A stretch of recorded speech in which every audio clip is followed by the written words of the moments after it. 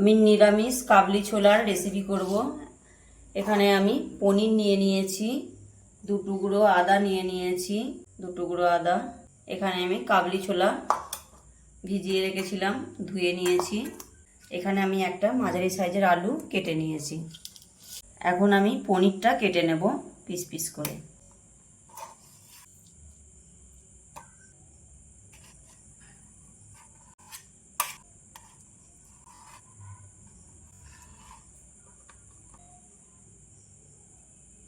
পনিরগুলো এই যেরকম আমি টুকরো টুকরো করে কেটে নিয়েছি। একটা প্রেসার কুকারে জল দিয়ে বসিয়ে দিয়েছি।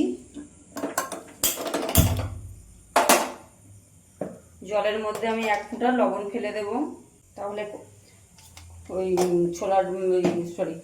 কাবলি ছোলার মধ্যে মানে লবণটা চলে যাবে, খেতে আরও বেশি ভালো লাগবে। আমি এটা 3টে সিটি দিয়ে নেব। আদা নিয়ে নিয়েছি। আদাটা আমি একটু বেশি করেই দেবো, নিরামিষ তরকারিতে একটু আদাটা না বেশি দিলে ভালো লাগবে না। এখানে আমি পরিমাণ মতো জিরে নিয়ে নিয়েছি, গোটা জিরে। আর বাটা মশলার তরকারি সবচেয়ে বেশি টেস্ট হয়, যে যাই বলুক।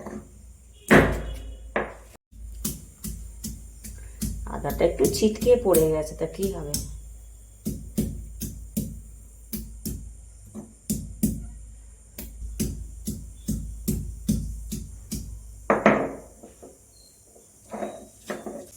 কড়াই বসিয়ে দিয়েছি।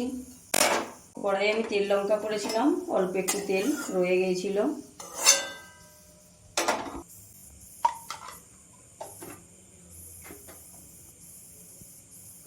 তেল গরম হয়ে গেছে, আলুগুলো আমি দিয়ে দেব।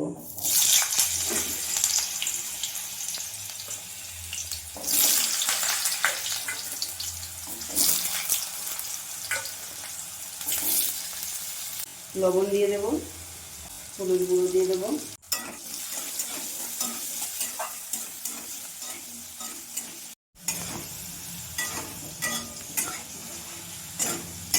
আলু ভাজা হয়ে গেছে, তুলে নেব।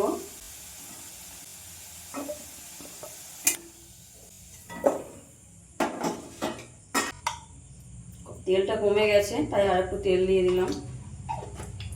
দিয়ে দেব একটু তেজপাতা, একটা শুকনো লঙ্কা, অল্প একটু গোটা জিরে। দিয়ে দেব আদা জিরে বাটা।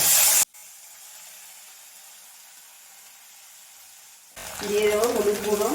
তেল ছিটকাচ্ছে তাই একটু লবণ দিয়ে দিলাম। দিয়ে দেবো ঝাল লঙ্কার গুঁড়ো। মশলাটা আমি কষিয়ে নেব ভালো করে। দেবো অল্প একটু কাশ্মীরি লঙ্কা গুঁড়ো।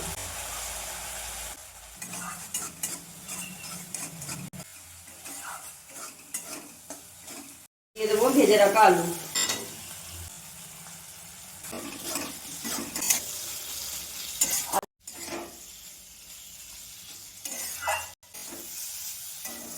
কষানো হয়ে গেছে, মশলা থেকে তেল ছেড়ে দিয়েছে। সিদ্ধ করে রাখা কাবলি ছোলা আমি দিয়ে দেবো।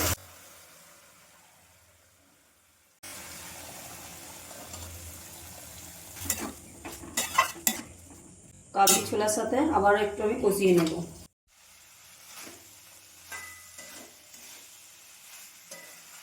আলু সিদ্ধ হয়ে গেছে, কষাতে কষাতে কষানো হয়ে গেছে ভালো করে। এবার আমি জল দিয়ে দেবো। কড়াইটা কতটা নরম হয়ে গেছে দেখছো বন্ধুরা, ভেঙে যাচ্ছে। মানে এরকম আমি সিদ্ধ করে নিয়েছি। আর কাবলি ছোলার কলাই একটু নরম না হলে ভালো লাগবে না। এরপর আমি পনিরগুলো দিয়ে দেব।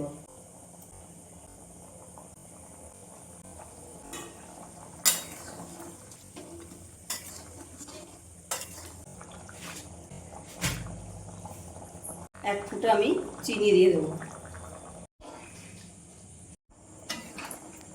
রান্নাটা আমার হয়ে গেছে। খুব বেশি ঝোলও রাখবো না, আবার খুব বেশি শুকনোও রাখবো না।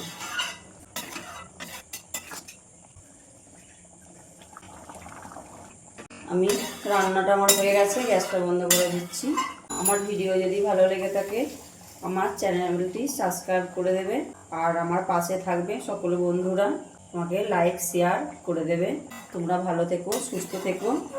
আজকে এই পর্যন্তই। আবার আসবো অন্য কোনো রেসিপি নিয়ে।